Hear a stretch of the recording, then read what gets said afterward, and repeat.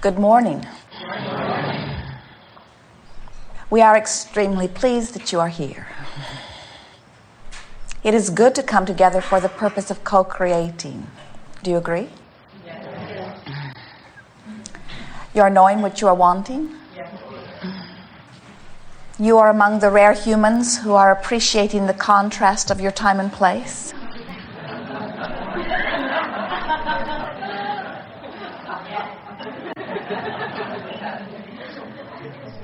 Your lips say yes.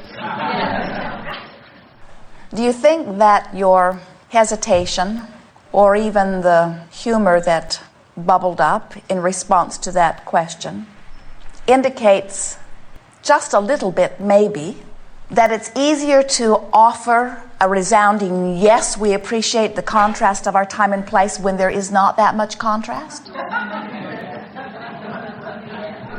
So that maybe what you really mean is, no, we don't like the contrast of our time and place, unless it is managed. In other words, if we can control the circumstance or the conditions of the contrast, then maybe, old wise one Abraham, we'll go along with you on your foolish question. But when there is true contrast, when there is something in my face that I really, really, really do not want, please don't ask me to appreciate the contrast of my time and place. And yet, we must ask you to appreciate the contrast of your time and place. Because even when contrast is exaggerated enough that it sets you off your balance, the alternative to contrast, which by the way could never be, would surely mean endedness. Because contrast is necessary for the eternalness. You understand that, don't you? It is out of the contrast that the new determinations or conclusions or desires are born.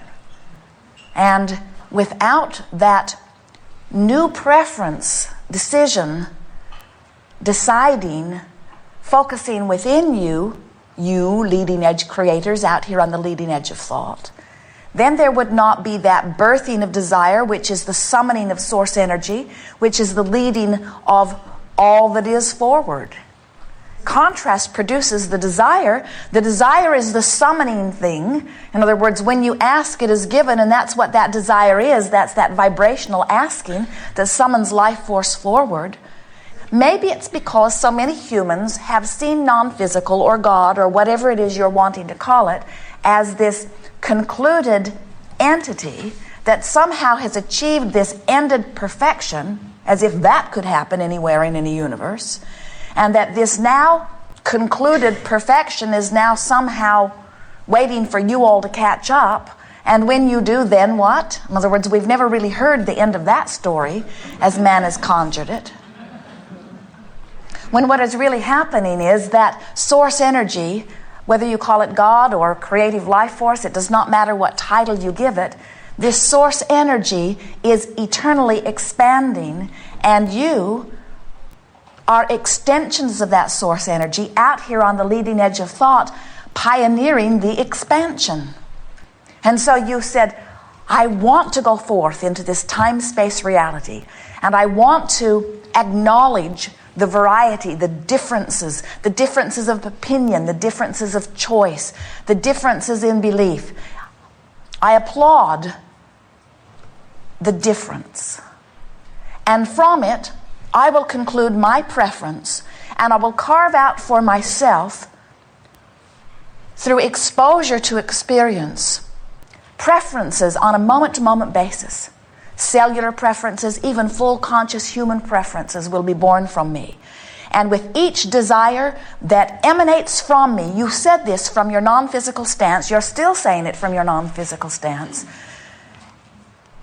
As these preferences emanate from me, the asking will occur. And you knew how wonderful that was because you knew something else. You knew that when any asking occurs, that there is immediate answering from source energy. So, as source energy is responding to your requests, anything that you desire from any place that you stand is answered. And so you knew there was no risk, there was no danger. You knew that you would never get it done, and you knew that you could not get it wrong. You knew that as the contrast provided the clarity of decision within you, and the question was asked whether it was on your lips or just emanating from you vibrationally, as the majority of them are, that source energy would immediately answer. And you said, I will go forth under those conditions, and I will take thought along with my other friends beyond that which it has ever been before.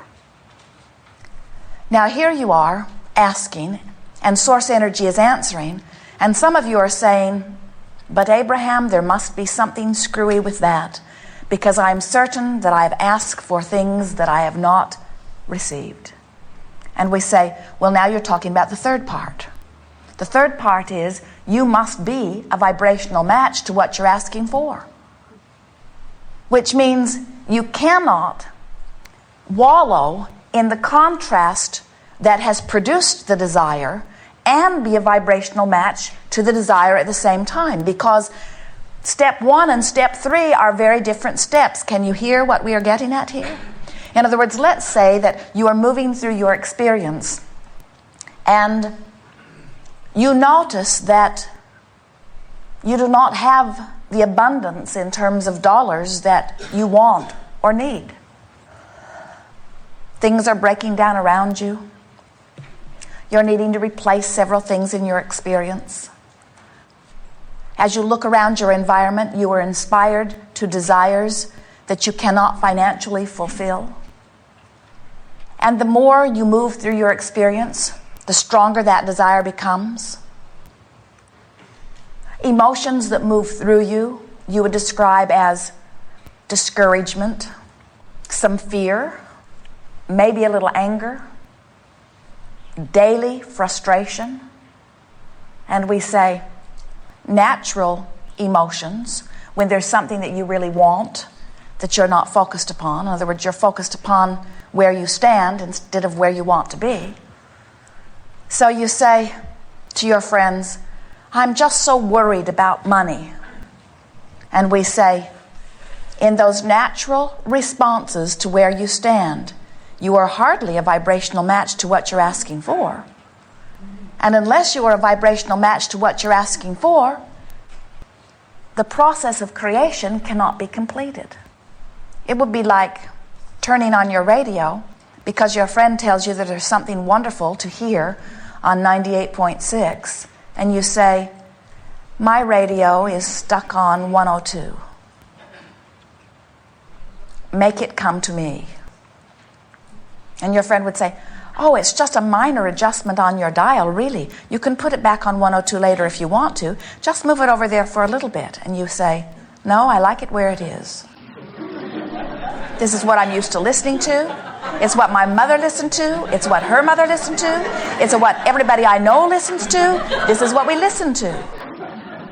This is the thought that I choose to continue to think. This is my habit of thought, or this is my belief, and so I will stay right here. And your friend says, oh, but there is such a delicious thing if you would just adjust your dial just a little bit. And you say, I like it where I am. The receiving mode is a vibrational adjustment that you will come to recognize as you pay attention to the way you feel.